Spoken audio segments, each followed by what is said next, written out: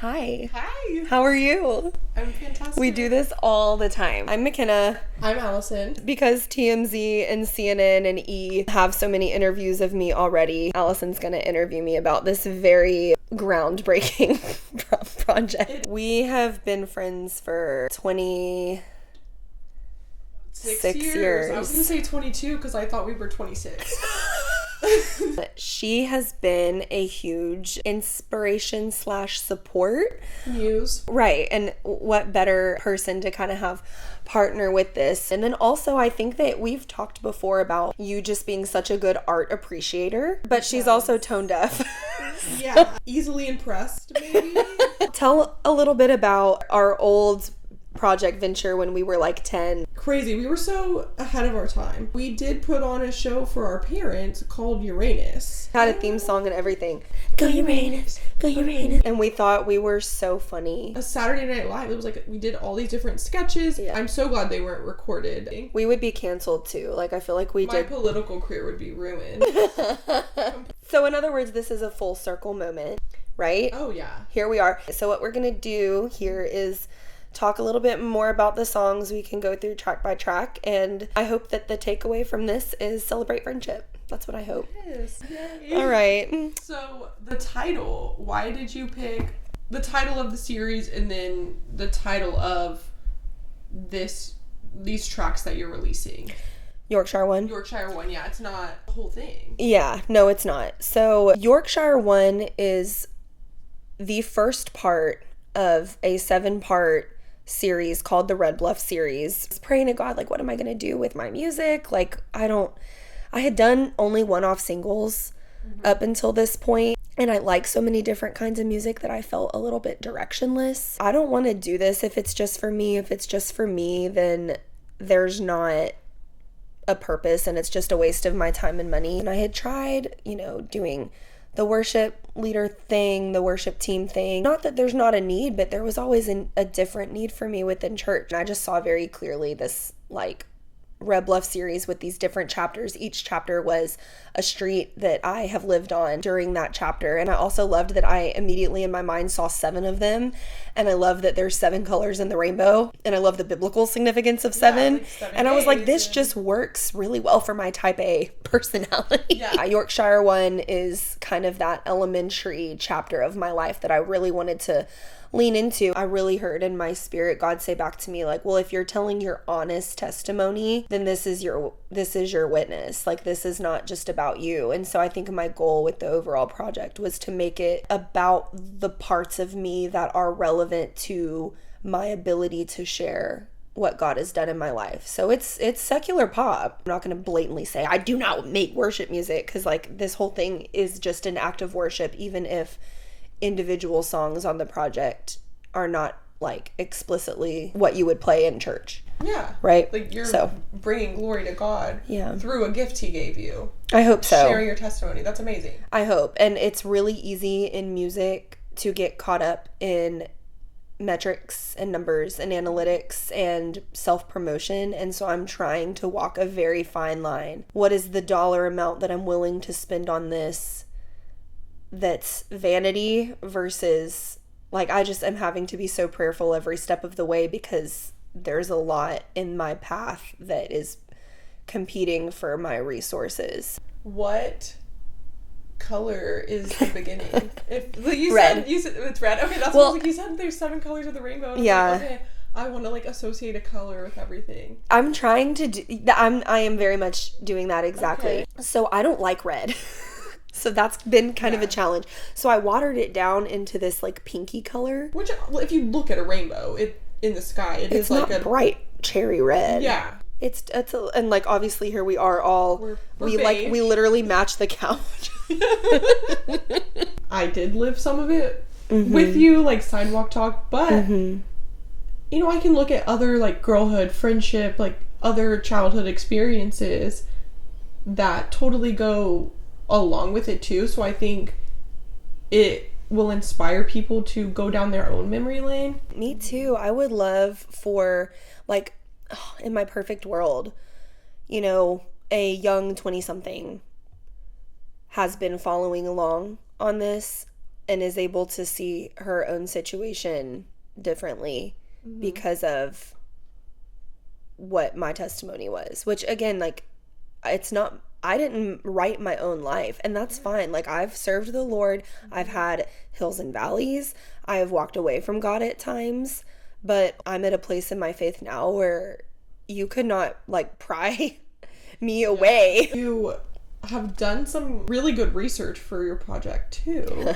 Tell me about when you went to your childhood home that strangers live at now. Dude, that was so crazy. Okay, so the way this all started, I'm a 0 to 100 type of girl. Yeah, and I love that. I can't, it's all the way in or all the way out. And so I was like, okay, well, the Lord's given me this awesome vision. Now I've got to do it 112%. I was like, I don't like my hair. My hair needs to look more like my 3rd grade school picture. Literally, Allison, I took my little wallet size 3rd grade school picture that I have. I took it to my girl Izzy, shout out, and I was like, hey, could you make me look like this for art? My 3rd grade haircut was not good. I think that's like a universal canon event for most people. So yeah, I started with that. The other stuff I did, I called you for. I've been going through pictures, making literally a legal pad list of all of these things that I'm being reminded of to write this project. And I've got like bike riding, because again, it's age 0 to 11. Like, what was I into at that time? And I was like, well, I was with you all the time. We were walking to Starbucks, playing these ridiculous imaginary games, which we will not discuss publicly. It's the first thing I'm probably going to talk about in therapy if I go. And I keep like, that's so hot. So hot. Yeah, coffee break. So I was doing all of that kind of stuff. And then there was one thing that I for sure wanted to do that I was just stalling, and it was revisiting my childhood home. I had a really awesome neighbor that was 3 years older than me and was kind of like a big sister, Sam. I called her and I was like, hey, I'm doing this crazy stuff, like another one of McKenna's projects. She was such a good sport, though. Sam, you were such a good sport. So we drove over to Yorkshire, the street. I was shaking. I was really nervous. I was like, these people are not going to understand what this is and why I need to be here. And like, because I couldn't connect. I just was having trouble connecting with my childhood self because that was so long ago. And I feel like I've really let that girl go over the years too, especially because stuff with music reminds me of my dad who has passed. Anyway, this was just really hard. So I was like, okay, I've Sidewalk Talk written, I have Kiara written, but I could not write Cardboard Castle. Did you know it was going to be Cardboard Castle? No. Or you just wanted like a 3rd song? I knew I needed a 3rd song, and I didn't know what that was going to look like. And there was definitely themes from Cardboard Castle that came out of this visit. So anyways, I've knocked on the door, but I think that they were still a little weirded out by it. Yeah, like, a lot gets lost in translation. I'm talking to non-musicians, non-artsy people. They're like, why do you need to come here? And I'm like, I just need to. Like, things were so happy there. And, it was so fun. It was fun. And my mom did a really good job of making a lot out of us having a little. I think what was challenging about that visit, and also such a blessing, because I am in touch with the family still, was just how different. And I wasn't ready. The memories you were looking for weren't really there because it was a different home now. But it was very nerve-wracking still, and also very touching to like knock on the door and have them at first kind of be like, why we're not comfortable with you shooting the house. And I'm like, I am disappointed, but I totally understand. But then the more I kind of chatted with them, they were like, all right, girl, why don't you come on in? And I was like, oh, sick. So I walked around and got to literally stand in my old bedroom. They toured me every single part of the house. Oh, wow. Like, I went into all the bathrooms and the kitchen. They were very kind and very gracious, and I've given them sourdough lately. And so then after this, you were like, okay, Cardboard Castle. What about your intro? Like, were those kind of at the same time? They were. Yeah, I think so the easiest song to write for this project was Sidewalk Talk. And that's because I got to be a kid for that song. Whereas Cardboard Castle was more foreshadow that something else is coming. So it's a little bit more ominous, I think, talking about monsters following you through the clouds. It's like, oh wait. For the intro, what I wanted to do was just basically set the stage. Now, funny thing with that, really funny thing, I almost got into some hot water. So Straight to jail. Straight. One of the songs is called Kiara, right? Yes.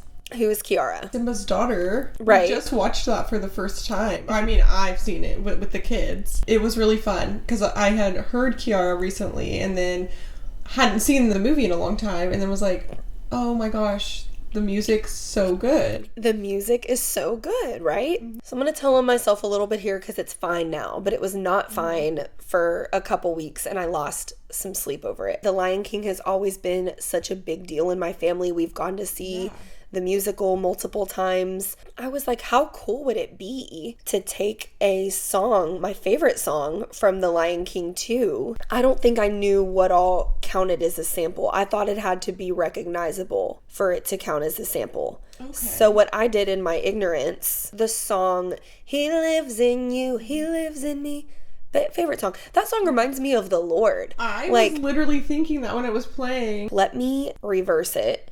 Pitch it up twice, splice it up, cut it all up, rearrange different parts, and then play this weird, like in the background. And then I'll write a spoken word poem and read that over it. Yeah. I had to cancel my release that I uploaded because... So how did you find out that it was wrong? God. I just had a weird thought in the middle of the night and I was like, something's wrong. So I get on ChatGPT in the middle of the night. It's like 2 a.m. and I was like, hey, I'm an independent artist. I did this. Is this bad? Is that legal? Yeah. ChatGPT was like, this is absolutely not okay. What I didn't know was that audio, when it is copyrighted, uploaded, it's like distributed, whatever, there is a very specific coding that goes into it. These platforms, Spotify, Apple Music, whatever, they have scanners that are scanning for this code. Okay. So if you did not recreate the sound yourself or create it from scratch yourself, it's in there. It doesn't matter. Yeah. If it's not, we're not waiting on a human to recognize it. It's gonna get flagged anyway. I really didn't want to have to cancel my release because I had already done all my pitching. And I'm a small guy. I wasn't gonna get playlisted probably anyways, but I was trying. I was really wrestling with it for about 2 weeks. I let my release sit up already. I had announced it. I said May 8th it's coming out. And then I just was praying about it and I was like, no, if I'm gonna do this in Jesus' name, I need to not be hoping I don't get caught. Yeah, hoping I don't get in trouble for doing this right illegal so thing. I took the whole thing down. I messaged my producer. Shout out to Sean Gaskin on this whole project. He did this entire project. I said, hey, here's the situation. He turned me around a new track in 2 days. Oh wow, okay. I know that he just and inspired by. Yeah. What other challenges? What kind of what I touched on, trying to connect with this version of myself that hasn't existed in such a long time. Do you feel more connected now? Yeah. I feel childlike? Yeah, absolutely. And going through all these photos I did, I'm gonna try not to cry. I realized how much of my mom's handprints were on every single positive element of my life for the last 30 years. You have a 7-year-old, so you know. I feel the pressure to be creating magic because, kind of like you said, Rainey's been my creative project and it's hard. So yeah, new appreciation for moms for creating magic like that. Tell the story of how we met real quick. I'm going into preschool and don't have any friends yet, so I just walk up to a lady who I thought seemed nice and I'll grab on her, pull on her shirt, and I'm like, hey lady, which one's yours? She pointed in the classroom and said, which one in there is yours, to my mom. And I've always appreciated her. I've always known that she is my jump woman. She's my ride or die. I've always known that, but I don't think I realized that I really am who I am because of her. Your point about creating the magic, you'll hear these like messages and themes and sounds in Yorkshire I that was just this very, very happy childhood. I recognize that there are a lot of people that had like kind of a dark cloud over their childhood for whatever reason. And I just feel very grateful to God and to my mom for the world that she created with that. So that was how Kiara kind of came about. Yeah. And it was also kind of how Sidewalk Talk came about, because we were talking about recently, like, shout out to our moms. Yeah. We would not have had the friendship that we had if it wasn't for our moms. I mean, we were 4. No. So like, our moms really made an effort. So when you went to the house on Yorkshire, where were you at in ACOTAR? How do you feel? I don't think I had even started it. Board Castle was like in the works, and then you read ACOTAR and then you edited? I sat down to write a song about growing up and moving into the next chapter. Unfortunately, I fear, all I could think about was Rhysand, High Lord of the Night Court. I flew through those dramatic audios. At the time, I was driving to my studio in spring, and I struggled and struggled and struggled to write this third song.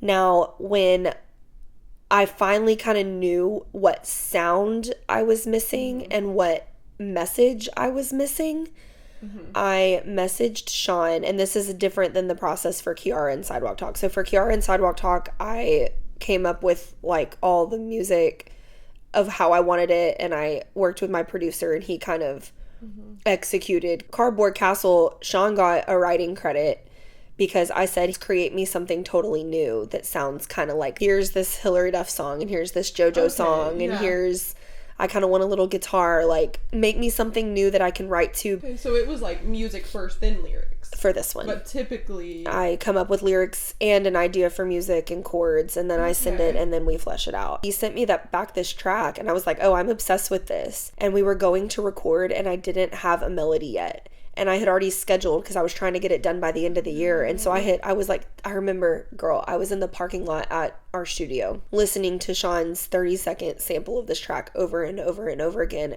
about to go in and record it. So then what was like the... I just heard, da-da-da-da-da-da. I'm in the wrong key. I like the da-da. It kind of just came. I closed my eyes and we're sitting there in the studio, and I was thinking about Rhysand. Yeah. And I just go, there you are, I've been looking for you. And Sean was like, that's cool. The song is about what if your childhood was personified and could speak to you? What would it say to the grown-up version of you when y'all visit after many years of being away? Well, and I think too, like you said, it's like ACOTAR coded. Something that I really enjoy about fantasy books, it does feel childlike. Yeah.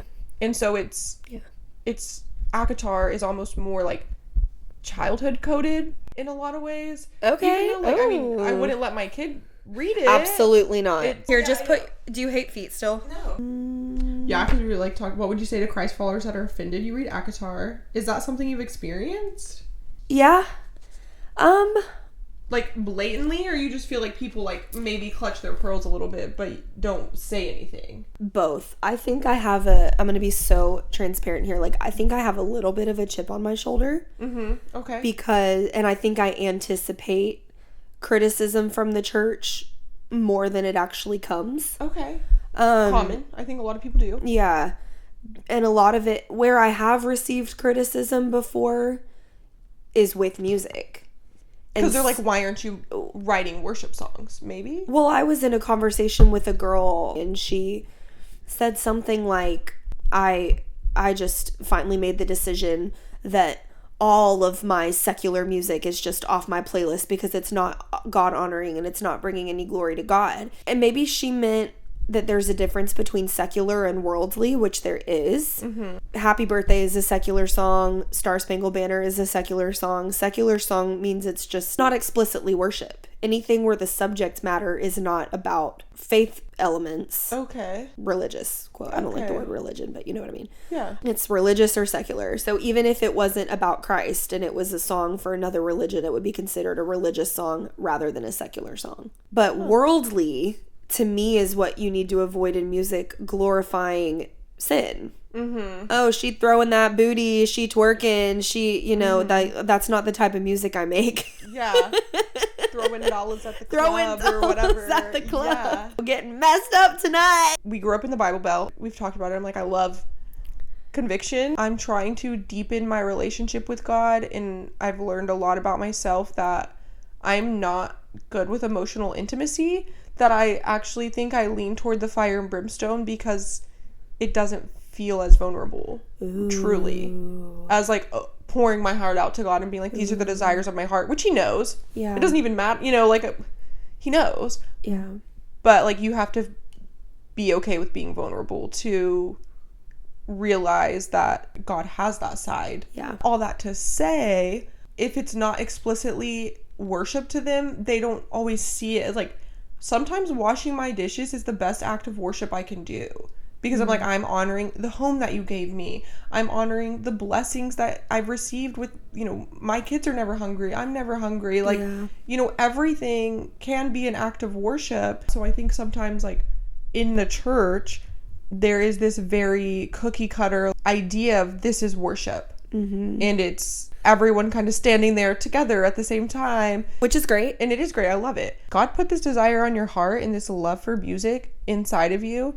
And like you said, this is your testimony. Yeah. And listening to someone's testimony, sometimes you don't get to God till the very end anyways. That is so good. Yeah, thanks. And it doesn't mean that God's there every step of the way. He's there the whole time. But when you're telling the story of how you were transformed, there was a before Christ and an after Christ, you know?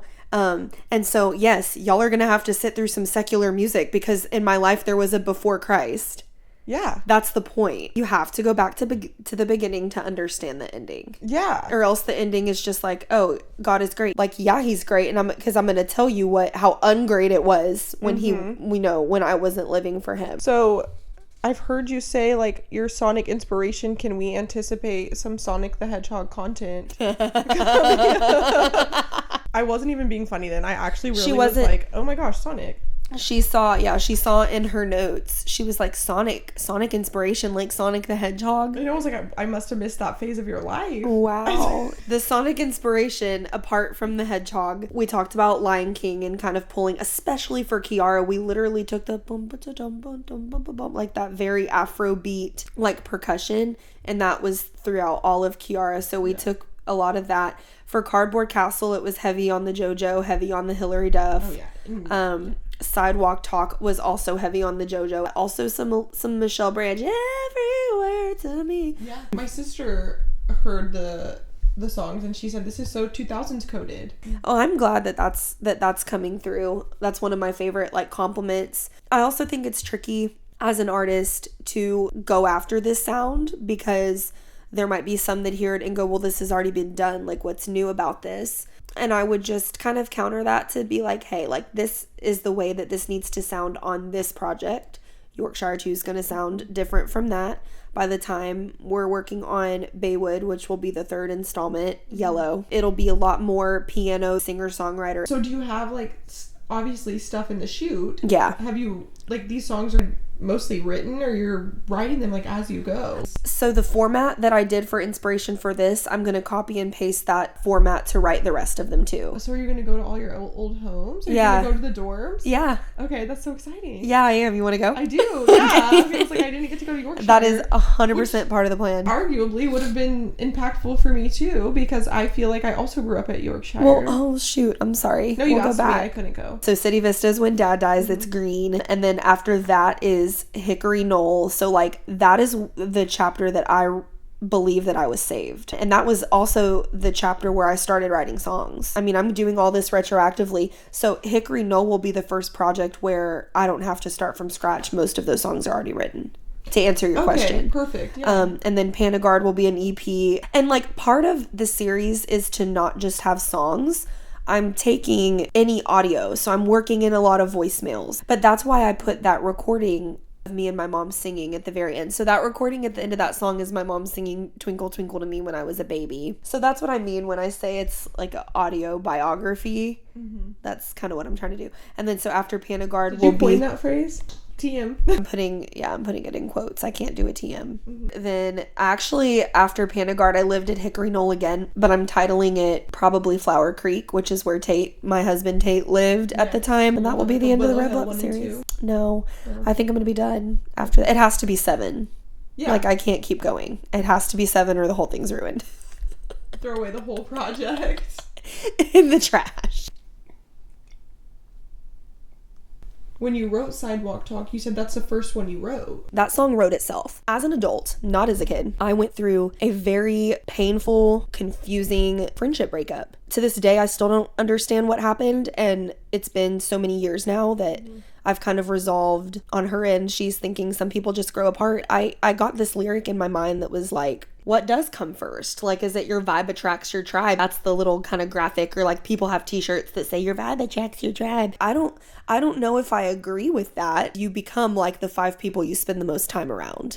And so when it comes to friendship, I got thinking out of this place of like absolute heartbreak. I thought, how can I take this adult concept and have it come from a child's perspective? And so I was thinking about us and thinking about our walks to Starbucks, and my friend Brielle thinking about how we rode our bikes every day after school. If people grow apart, what's love for? Because like, even if we have a fight, or even if we're different, like, let's be real. If anybody was going to grow apart, there was plenty of times where it could have been you and I. Just different philosophies too that were taught to both of us. Yeah, it was this idea of this adult heartbreak and what it might look like through a child's eyes. So if people grow apart, then what's love for? Because me and so might have had our differences, but if we really ever loved each other, we should have been able to get past that. You and I and our like love for each other is what love should be, where it doesn't really matter if it's inconvenient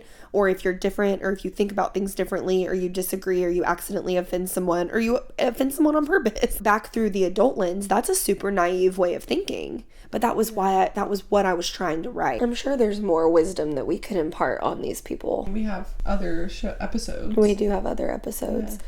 We're going to have to come up with what are our most brilliant moments. Never go to a marine park. Maybe consider start buying secondhand. Yeah. Let's get ethical. Let's get ethical. Please stream Yorkshire I, because I need McKenna to retire me. And I for sure would. Yeah. If I had money like that, 100%. I would build us a compound, and then there would be goats. And we are growing watermelons right now and cantaloupes.